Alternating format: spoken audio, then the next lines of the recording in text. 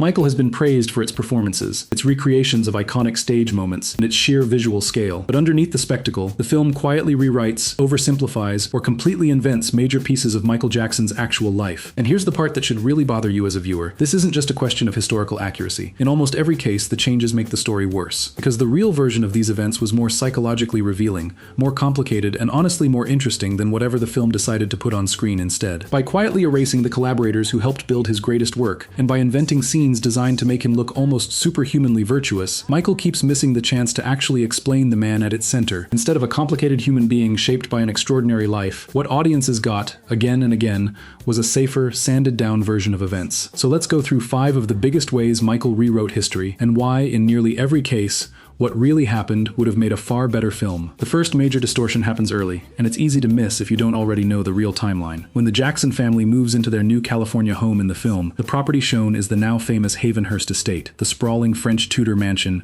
with its fairy tale facade and grand driveway that most fans instantly recognize. The problem is simple. That house did not exist when the Jacksons actually moved in. When the family purchased the Havenhurst property in 1971, riding the explosive success of the Jackson 5, the home sitting on that land was a completely different structure. Photos and reporting from the period show a far more restrained, low-profile mid-century modern residence, sleek, fashionable, very much in line with what affluent Southern California homes looked like in the early 1970s. Sunken living rooms, shag carpeting, expansive glass walls, a resort-style pool at the center of the property. That's the house the Jackson family actually lived in throughout the Jackson 5's Motown years.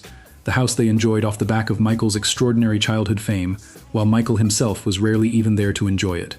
And that's where the film's second problem shows up, layered right on top of the first. Michael shows its young star in an almost idyllic domestic setting, surrounded by childish decor, playing with pets, wrapped up in fairy tales, chatting with Catherine around the kitchen table, as though he had a warm, magical, more or less normal childhood. That image directly contradicts everything Michael Jackson spent his adult life saying about this exact period. By the time the family moved into Havenhurst, Michael wasn't living like an ordinary kid enjoying the fruits of the family's success. He and his brothers were among the most famous child performers on the planet, constantly touring, rehearsing, recording, working under enormous pressure. Michael himself described it in stark terms later in life. He said he couldn't really remember his childhood, that he never got the chance to play with other kids or do the things children take for granted. No real Christmases, no real birthdays, none of the ordinary pleasures, sleepovers, friends, just hanging out. He said flatly that he had no friends as a little kid. His brothers were his friends because there wasn't anyone else. That detail matters more than it might seem, because it's the key to understanding the adult Michael Jackson became. He didn't spend the rest of his life chasing fantasy, innocence, and childlike wonder because he was simply eccentric. He did it because he was trying to recreate a childhood he genuinely felt had been stolen from him. The film presents almost the exact opposite, and in doing so, it completely fails to communicate the loneliness Michael described from this period, the sense that while the rest of his family enjoyed the wealth his talent generated, he was the one paying for it with his actual childhood. The Gothic, Disneyland-inspired Havenhurst mansion audiences see in the film wouldn't actually exist for another decade. And the real story of how it came to be built is far more revealing than anything the movie shows. After the success of Off the Wall, Michael's financial and professional standing had grown so large by the early 1980s that he was no longer just the family's golden goose. He'd become its financial backbone. As Joseph Jackson's debts and financial strain mounted, Michael bought Havenhurst outright from his parents. He then gave 50% ownership of the property to Catherine, keeping the other half for himself. That detail is significant because it's been widely reported that Michael structured it that way specifically so his mother would have real financial security and assets of her own if she ever chose to leave Joseph, something Michael had reportedly encouraged her to do for years by that point. That single move quietly dismantled Joseph's authority as the family patriarch. Michael reduced the man who had once ruled the household completely into someone living under a roof he no longer controlled. And what Michael did next was even more symbolic. He didn't just take financial control of the property and leave it as it was. He tore the original house down entirely, the same house Joseph had bought at the height of the Jackson 5's fame, the house that had physically represented his rise as patriarch and manager. In its place, Michael commissioned an elaborate French Tudor mansion, heavily inspired by fantasy architecture and Disneyland aesthetics, complete with whimsical storefront facades, toy and flower displays, a private movie theater, a trophy room, exotic animals, koi ponds, and a dramatic 2-story bedroom suite built entirely to his own taste. Catherine reportedly had reservations about parts of the redesign, later saying she found some of it too dark for her liking. But by that point, this wasn't the Jackson family home in any shared democratic sense anymore. It was Michael's money and Michael's vision, built exactly the way he wanted it. By showing the family moving straight into the present-day mansion back in 1971, the film compresses more than a decade of real history into a single inaccurate image, and in doing so, it erases one of the most powerful visual metaphors available in Michael Jackson's entire life story. The exact moment he stopped being under Joseph's control and became, structurally, the most powerful person in his own family. A visible, undeniable shift in power inside the Jackson household. One that, in a lot of ways, still defines how that family operates today. Think about what that timeline actually represents once you lay it out properly. For more than a decade, Michael lived inside a house his father controlled, built with money Michael himself had earned as a child performer. While Joseph ran the household with an authority nobody in the family was really in a position to challenge. Then, gradually, as Michael's solo career eclipsed everything the Jackson 5 had accomplished together, the balance of power inside that family quietly inverted. By the time the bulldozers arrived to tear down the original Havenhurst house, Michael wasn't just redecorating. He was physically erasing the last visible monument to his father's authority and replacing it with something built entirely around his own psychology. His own unresolved childhood, rebuilt in wood and stone on the exact same plot of land. That's not a detail you can convey with a simple set redress. It's a slow-building character arc the film had sitting right there in the historical record, and chose not to use. The next distortion is smaller in screen time, but just as misleading in what it fails to show. In the film, the Jackson 5 perform I'll Be There at a fairground, staged almost like a pleasant local attraction, one act among several at a carnival, watched by a modest, calm crowd of maybe a few hundred people. Michael even reaches out and tenderly connects with a child in the audience mid-performance. For a moment meant to represent the Jackson 5 at the absolute height of their fame, this sequence dramatically understates just how enormous their popularity actually was. By this point in their career, the Jackson 5 weren't a pleasant family act performing for polite, seated crowds. They were a full-blown cultural phenomenon. Their first 4 singles, I Want You Back, ABC, The Love You Save, and I'll Be There, all hit #1, an unprecedented run for a debut act that instantly put them in a category the press openly compared to Beatlemania. Rolling Stone at the time described them as the biggest thing since the Beatles themselves. They weren't performing to a few hundred casual onlookers, they were mobbed everywhere they went. Hotels needed heavy security just to manage the crowds. Fans followed them. Airports, venues, and television studios saw hysteria-level crowds gathering just to catch a glimpse of them.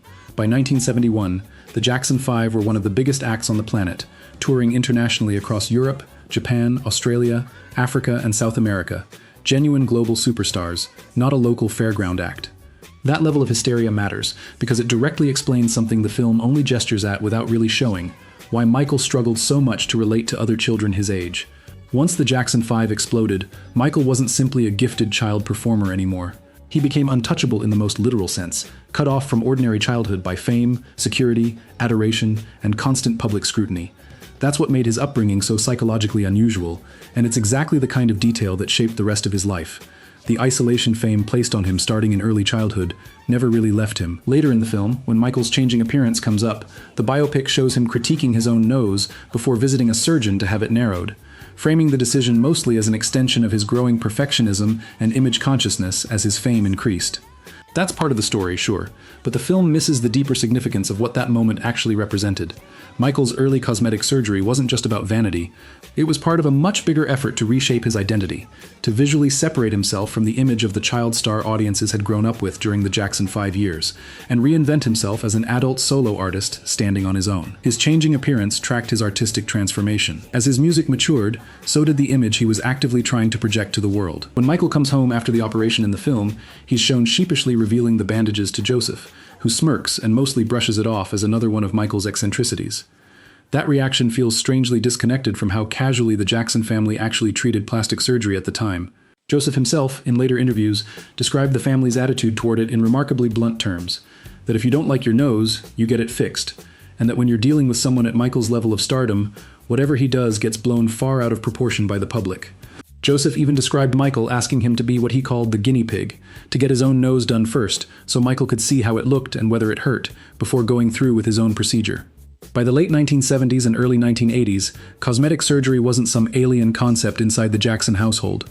Multiple family members had procedures done, including Joseph himself, who reportedly had his own nose job around the same period. That detail matters, because it points to something deeper about how the entire family operated. Appearance and presentation were heavily emphasized in that household, both publicly and privately, and Michael didn't develop his insecurities about his looks in a vacuum. He said repeatedly, throughout his life, that Joseph mocked his appearance growing up, calling him names about his nose and criticizing his skin. Other siblings have described similar experiences. Janet and Tito have both spoken publicly about their own insecurities around weight and appearance growing up in that same house. That environment could have given the film a far richer, more honest explanation for Michael's deepening struggles with body image over the years. Because his relationship with cosmetic surgery, and later with his own appearance more broadly, can't be fully explained as simple perfectionism. It was also the product of years of ridicule, scrutiny, and growing up in a household where how you looked was treated as something that mattered enormously. Even the specific explanation the film gives is off.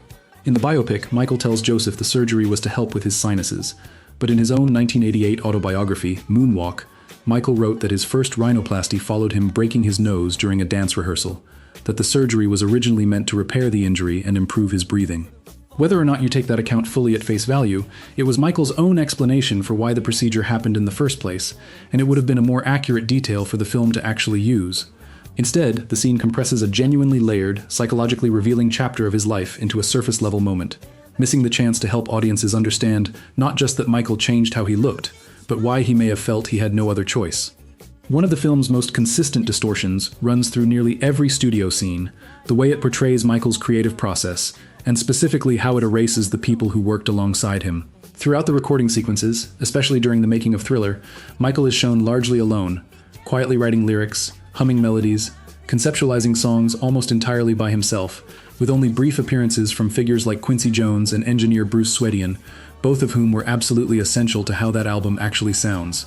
The overall impression the film leaves you with is that Michael Jackson more or less single-handedly conceived Thriller, when in reality, the album was the product of an extraordinary collaborative effort between some of the most talented producers, songwriters, arrangers, engineers, and session musicians working in popular music at that moment. None of this is meant to take away from Michael's role. He absolutely was the driving creative force behind the project. He wrote 4 of the album's 9 tracks himself, and shaped its vocal arrangements, concepts, and performances at nearly every level. But Thriller was never the work of a solitary genius operating in complete isolation, and the title track itself proves it. In the film, Michael is shown inventing the concept and title for Thriller entirely on his own. In reality, he didn't write the song at all. It came from songwriter Rod Temperton, who had originally written the track under a completely different title, Starlight. It was Quincy Jones who felt the song needed something bigger and more theatrical to match the larger-than-life image Michael was building at the time. Temperton later described locking himself in a hotel room, brainstorming alternative titles, before eventually landing on Thriller, a single word that transformed the song, and by extension the entire album, into something far more iconic than it might otherwise have been. The same problem shows up in how the film handles Michael's choreography. During the sequences depicting the Beat It rehearsals and the making of the Thriller short film, Michael is portrayed as though he single-handedly choreographed and constructed nearly every dance routine himself before teaching it directly to his dancers. In reality, while Michael was deeply and personally involved in shaping his own performance style, many of his most iconic routines came out of close creative collaboration. Choreographer Michael Peters played a major role in developing the choreography for both Thriller and Beat It. Vincent Patterson contributed significantly to routines associated with Beat It and later Smooth Criminal, and Jeffrey Daniel famously introduced Michael to dance styles that became inseparable from his image during the early 1980s, teaching him the moonwalk directly and contributing elements to the now iconic zombie choreography in Thriller. Acknowledging those collaborators doesn't diminish Michael Jackson's brilliance in the slightest. If anything, it makes his genius easier to actually understand. Part of what made him so extraordinary was his ability to recognize exceptional talent, pull those people into his orbit, and then synthesize everything they brought into something that felt entirely, unmistakably his own. By quietly erasing those collaborators from the story, the film accidentally makes Michael Jackson less interesting, reducing him to a lone musical genius conjuring masterpieces purely out of his own imagination. The real version is far more impressive than that. Michael wasn't great because he worked alone. He was great because he knew exactly how to bring together the right people and push all of them towards something none of them could have built individually. There's also a practical reason this matters for how the film actually plays as a movie about a musician. Watching a genius work in isolation is, dramatically speaking, kind of boring. There's no friction, no negotiation, no give and take between strong creative personalities pushing each other towards something better. The real Thriller sessions were full of exactly that kind of tension. Quincy Jones was famous for pushing back on ideas he thought weren't strong enough. Rod Temperton reportedly wrote and discarded dozens of songs before landing on the ones that made the final cut. Engineers like Bruce Swedian were experimenting with recording techniques that hadn't really been tried before, shaping the specific texture of the album's sound in ways that had nothing to do with songwriting at all. A film willing to show that process honestly. The arguments, the discarded ideas, the moments where Michael's vision clashed with someone else's and something better came out of the collision would have given audiences a far more compelling picture of what it actually takes to build something as massive as Thriller. Instead, the film defaults to the easiest possible version of genius. One person, alone in a room, simply knowing the right answer from the very beginning. The film's most fictionalized moment involves Michael choreographing Beat It in front of real rival gang members from the Crips and the Bloods. In the biopic, Michael is first shown watching news coverage of gang violence across Los Angeles, visibly moved to respond through his art. He's then shown walking into a rehearsal space where, standing in front of actual rival gang members, he talks about love, unity, and music's power to bring people together, before performing the now iconic Beat It choreography, leaving the gang members visibly won over, symbolically united through his art. It's a genuinely compelling scene. It also never happened. The entire sequence is invented. To be fair, it's loosely inspired by something real. During production of the Beat It short film, Michael and director Bob Giraldi wanted to cast actual gang members from Los Angeles to give the video real authenticity and grit. Real members of rival gangs were brought in for the 2-day shoot to appear in the dance sequences, but instead of Michael uniting them through some transcendent creative moment, the actual events on set were far less romantic. Tensions reportedly flared almost immediately. There was friction between the rival groups, tempers rose, and multiple altercations broke out during filming. Accounts from the production described the atmosphere becoming so tense that Giraldi and the crew ultimately made the decision to send many of the gang members home early once they felt they'd captured enough usable footage, largely because the crew had grown genuinely uncomfortable with how volatile the set had become. In a lot of ways, that real story is more interesting than the fictional one the film chose to tell instead. Showing Michael and his team taking a genuine creative risk, trying to inject real street authenticity into a polished, big-budget music video, only for actual gang tensions to threaten to derail the entire shoot, would have given audiences a fascinating, honest look behind the curtain of one of his most iconic short films. Instead, the movie invents a scene that shows almost the exact opposite of what really happened. In the fictionalized version, Michael is portrayed as so transcendent a figure that music alone dissolves real gang violence on contact. In reality, even Michael Jackson's presence on one of the biggest music video sets in the world wasn't enough to fully calm those tensions.